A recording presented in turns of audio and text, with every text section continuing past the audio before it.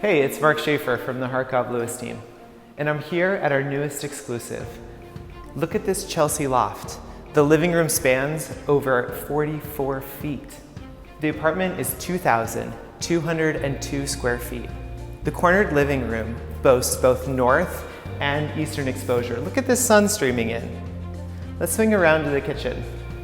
A nice, clean aesthetic, stellar marble countertops, and an appliance package that includes Gaggenau, Sub-Zero, and Miele.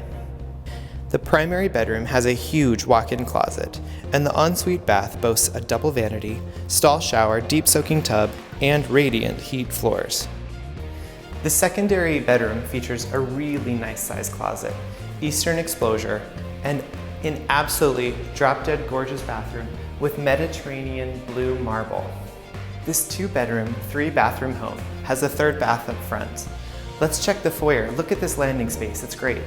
The coat closet is huge and comes with a Wi-Fi router. It's a smart home. This hidden door reveals the Miele washer dryer, and the door slides right in.